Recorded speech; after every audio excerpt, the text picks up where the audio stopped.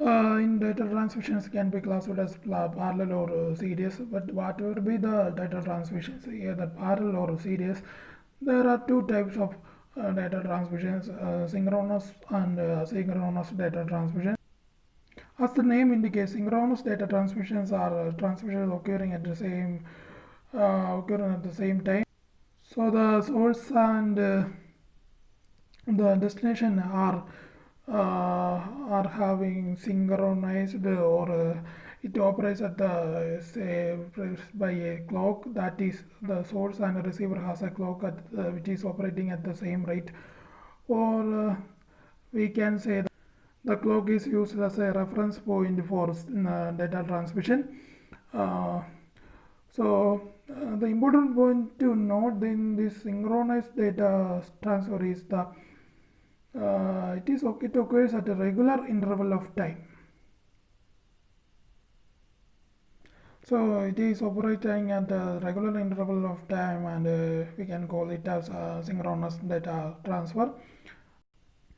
Here, microprocessor will not check the status of the device because all the instructions are given by the programs, which is in the memory. So memory gives the programs and the instructions.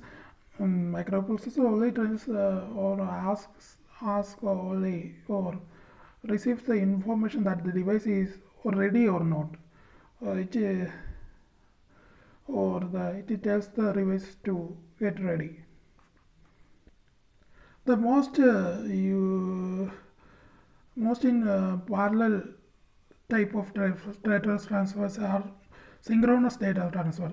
Parallel data transfer is used as most of the type of parallel data transfer schemes are synchronous data transfer. The reason behind this that uh, because the parallel in previous class we studied that the parallel devices the parallel data transmissions are usually or occurs at the same place. That is, if you transfer a data from a computer to printer, it has to be occupied in the same place. So it is easier for a close to for the clock of both the computer and the printer to be synchronized. So parallel data transmissions, most of the parallel data transmissions are synchronous data transmissions. Asynchronous data transmission, no clock or no timing signal as a common in this or asynchronous data transmissions. Devices are connected only during transmissions, so the devices are not permanently synced. So the question is how the devices know that it is time for transmission. In asynchronous, we have said that there is no common clock rate or common timing signal. So it is how the devices, if two types of devices are there, then how they know that it is time for transmission. It is done by using a the answer is it is done by using a starting bit and a stopping bit. Here given the starting bit and the stopping bit, and because if we consider the it is at a starting bit, and then the byte of data is transferred and entered with the stop bit, uh, we can easily replace the uh, replace the time for synchronous clocks in synchronous data transfer.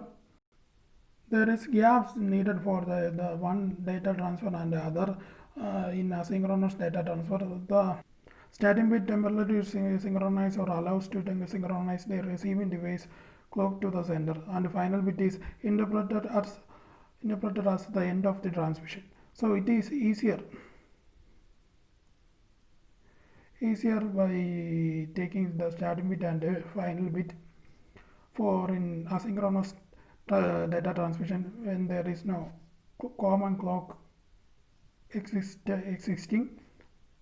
The best example for asynchronous data transfer is the mouse or keyboard usage, and because it is operating at our our or it is operating by us because we operating the mouse or keyboard by irregular intervals. So as I said, in synchronous transfer we use it has irregular intervals, and asynchronous we use the devices as irregular intervals.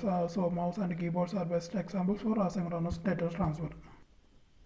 The classification of synchronous and asynchronous data transfer are given. Synchronous is fast and asynchronous is slow transmission due to the extra bits and gaps.